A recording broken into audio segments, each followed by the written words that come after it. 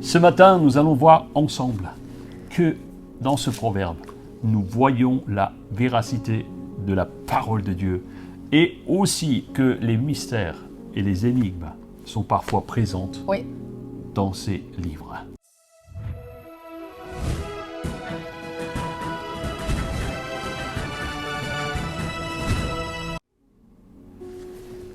Bienvenue sur cette chaîne aujourd'hui pour ce jour. Ce jour 30. Bonjour à tous. J'ai réveillé ma femme, alléluia. Non, je vous rassure, je suis réveillée.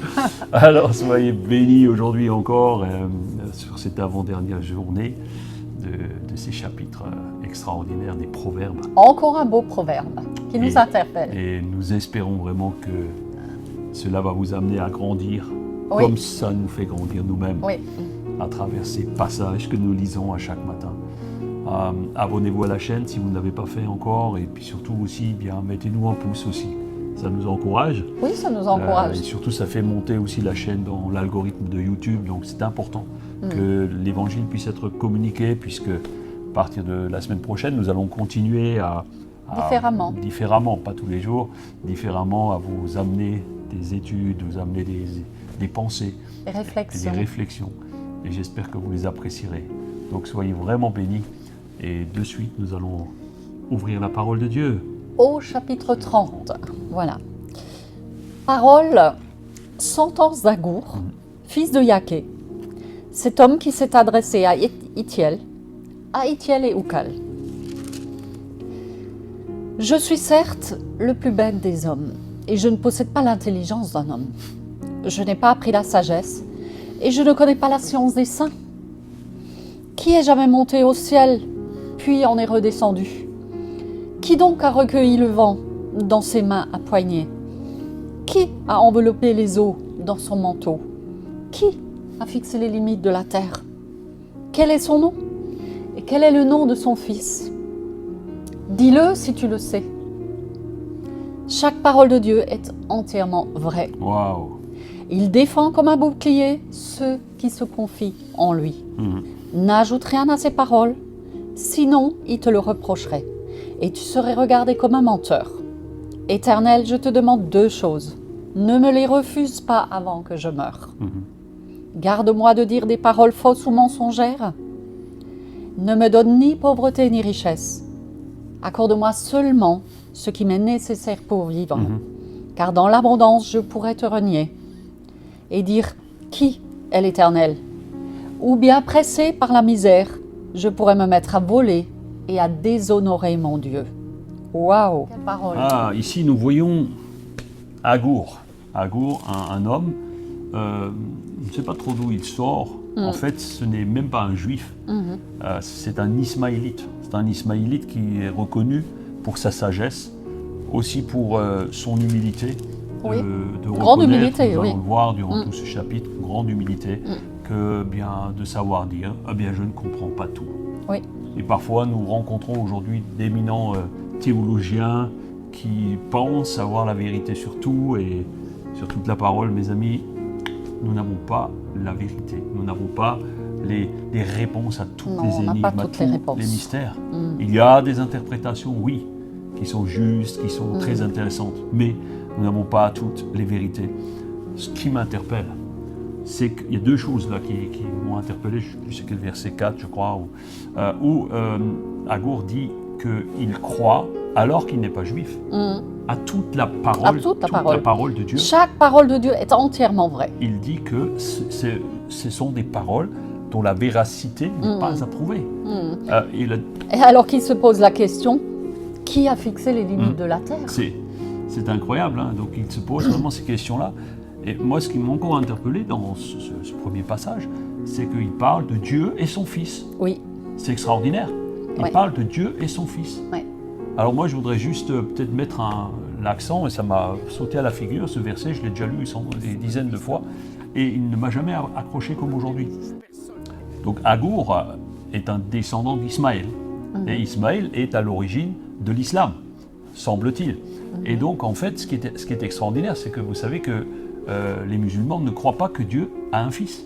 Parce qu'il dit Dieu n'a pas de femme, comment peut-il avoir un fils? Et ici, nous avons une réponse extrêmement intéressante. C'est qu'il dit, je connais Dieu, je crois en Dieu, je crois à sa parole et je crois son Fils. Alors que ici, les proverbes ont été écrits bien avant la naissance de Jésus-Christ. Ah, c'est fort, c'est puissant. Donc, vraiment, je voulais mettre l'accent là-dessus. Agour, descendant d'Agar. Oui, descendant d'Agar. Descendant d'Agar. C'est un des descendants d'Agar, exactement. Je voudrais juste dire, ce qui m'a interpellée aussi, c'est qu'il croit que la parole de Dieu est la vérité et il encourage le lecteur à ne rien ajouter à ces paroles. Sinon, Dieu pourrait nous le reprocher. Oui, c'est ça. C'est fort. C'est ça. Et il dit au Seigneur aussi, fais-moi la faveur de m'accorder 2 choses. Ni des paroles mensongères ou fausses, ce qui est très sage pour quelqu'un qui n'a pas la sagesse. Et deuxièmement, que le Seigneur lui accorde le nécessaire pour vivre. Pas ni trop peu, ni trop. On va dire ni les 2 extrêmes. Ni la disette, ni la surabondance. D'ailleurs, l'apôtre Paul nous a parlé aussi de cela. Oui, il a dit, je sais, en fait, mais Paul, il le disait d'une autre manière. Oui. Puisque Paul, il dit, je sais vivre dans l'abondance et la disette. Oui. Ce qui est extrêmement rare. Beaucoup de C'est gens. très rare, oui. Nous avons connu des gens qui sont venus à Christ alors qu'ils étaient dans la disette. Oui. Nous avons prié pour leur prospérité. Oui. Et le jour où la prospérité est arrivée, ils sont devenus arrogants, ils sont devenus orgueilleux. Ils ont oublié le Seigneur. Ils ont oublié le Seigneur. Et donc, cette prière de ce sage Agour, eh bien, doit nous interpeller. Sachons vivre dans l'abondance et dans la disette. Allons plus loin. Et je dirais juste, on n'oublie pas le Seigneur du jour au lendemain. On ne se lève pas un matin et on ne pense plus au Seigneur. Mais c'est subtil, parce que la bénédiction prend place et on y prend plaisir. Et finalement, on relègue le Seigneur, non plus on ne le laisse plus à la première place, mais on le relègue à la 2e, à la 3e, à la 4e. Et c'est progressivement qu'on s'éloigne du Seigneur parce que la bénédiction est là. Parce qu'on a finalement ce pourquoi et ce qui nous a rapprochés du Seigneur à un moment donné. C'est vrai. Alors nous poursuivons au verset 10. Ne dénigre pas un serviteur auprès de son maître, de peur qu'il ne te maudisse et que tu ne portes la peine. En fait, dans ce verset, cela veut tout simplement dire qu'il ne faut pas écraser quelqu'un pour se mettre en avant. Voilà. Alors on poursuit au verset 11. Il y a des gens qui maudissent leur père et qui n'ont pas un mot de reconnaissance pour leur mère. Des gens qui se croient purs, bien qu'ils n'aient pas été lavés de leur souillure. Des gens très hautains et qui regardent les autres de haut. Des gens dont les dents sont des épées et les crocs des couteaux pour dévorer les malheureux et les faire disparaître de la terre, pour retrancher les pauvres du milieu des hommes. En fait, ce sont des gens sans foi ni loi, quelque part. C'est ça, on pourrait dire ça, prêts finalement à vendre père et mère pour obtenir ce qu'ils veulent, pour obtenir quelque chose, un avantage. Et en fait, et en même temps, ils se disent purs, ils se pensent purs. Ils se pensent purs alors qu'ils ont un regard hautain. Et ce sont en fait des hautains. Donc ne soyez pas comme ces gens-là. C'est des gens qui n'ont jamais fléchi le genou devant le Seigneur. Quoi. Alors on poursuit au verset 15. La sangsue a 2 filles. Elle s'appelle Donne et Donne. Donne et donne. Il y a 3 choses insatiables et même 4 qui ne disent jamais « cela suffit ». Le séjour des morts, la femme stérile, la terre qui n'est jamais rassasiée d'eau et le feu qui ne dit jamais « cela suffit ». Les yeux qui se moquent d'un père et qui dédaignent l'obéissance envers une mère seront crevés par les corbeaux de la vallée et dévorés par les petits de l'aigle. Wow. C'est fort. J'aime bien ici nous avons en fait la sagesse personnifie quelque part l'avidité. Que cela montre que quand on n'a jamais assez, quand on n'est jamais content, on n'a jamais assez de ce qu'on veut. Et là, il dit le séjour des morts. Le séjour des morts dit toujours les morts, j'engloutis, je veux les morts. La femme stérile qui dit je veux la vie, je veux la vie. Et ensuite, vous avez la terre. La terre a besoin d'eau. La terre a besoin d'eau pour produire ses richesses. Elle dit la pluie. Et nous, on est là, on se dit le soleil. Et le feu. Et le feu. Et le feu aussi, parce qu'un feu sans bûche, un feu sans bois, eh bien, il n'est plus du feu. Il s'éteindra par la force des choses. Ce qui est fort, c'est le dernier verset que nous avons lu, le 17, où il est dit les yeux de celui qui se moque du père et dédaigne l'obéissance à sa mère seront crevés. C'est quelqu'un qui ne trouvera jamais la paix. Jamais. C'est l'ingratitude, en fait, Terrible. d'un fils ou d'une fille, l'ingratitude qui a des conséquences, et bien ces conséquences sont terribles. Oui. C'est le tourment éternel. Oui, c'est ça. C'est le tourment éternel. Allons à la suite. Alors, verset 18. Il y a 3 choses qui sont trop merveilleuses pour moi, et même 4 que je ne comprends pas. Le chemin que suit l'aigle dans le ciel, celui du serpent sur le rocher, celui du navire en haute mer, et celui de l'homme chez la jeune fille. Voici comment agit la femme adultère. Elle satisfait ses appétits, s'essuie la bouche et dit « Je n'ai rien fait de mal ». Finalement, elle se ment à elle-même. Elle se ment à elle. Parce qu'elle trompe son mari. Et elle trompe et elle se trompe elle-même en disant bon, « Je n'ai rien fait de mal ». J'ai fait, mais c'est pas mal. Mais ici, nous voyons vraiment une énigme. Oui. le serpent qui fait une trajectoire sur le rocher sans qu'on ne comprenne pourquoi. L'aigle dans le ciel. Le navire qui laisse un sillage, mais finalement, il ne sait pas forcément où il va. Mais ça, c'était avant. Aujourd'hui, on a les radars, le navire qui va.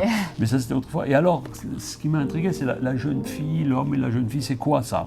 En fait, on n'a pas vraiment de réponse à ces énigmes. Mais peut-être c'est une référence à ce que, dans cette époque-là, il y avait le droit de cuissage, qui était quelque chose de mais on ne comprend pas. Il semblerait donc que toutes ces choses sont citées là parce qu'elles ne laissent pas de traces. Oui, c'est ça, exactement. Elles ne laissent aucune trace. Alors, il y en a d'autres. Attendez, on n'a pas fini. Alors, on poursuit au verset 21. Il y a 3 choses qui font trembler la terre, et même 4 qu'elle ne peut supporter. Un esclave qui devient roi, un insensé qui vit dans l'abondance, une femme odieuse qui trouve à se marier, et une servante qui supplante sa maîtresse. Effectivement, comme je le disais, il y a des énigmes, il y a des mystères que nous ne comprenons pas. Dieu fait des choses complètement hors normes, et souvent, et bien sur la terre, des choses se produisent que nous ne comprenons pas, et quels effets elles auront dans la suite. Alors, on va aller tout de suite au passage suivant, qui nous parle des animaux.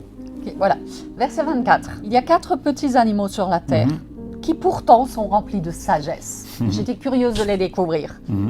Les fourmis, qui forment un peuple faible, mais qui préparent leur nourriture pendant l'été. Les damans, qui n'ont guère de force, mais qui établissent leur demeure dans les rochers. Les sauterelles qui, sans avoir de roi, s'avancent toutes en bataillon rangé. Et le lézard qu'on attrape à la main et qui pénètre dans les palais des rois. Il y a 3 êtres qui ont une belle démarche, et même 4 qui ont fière allure. Le lion, le plus brave des animaux, qui ne recule devant personne, le coq avec sa fière allure, le bouc et le roi qui avance à la tête de ses troupes. Alors curieusement, ces 4 animaux, cités en premier, ont beaucoup de sagesse. On a eu la joie de voir des damans quand on était en Israël, des damans qui se cachaient dans les rochers.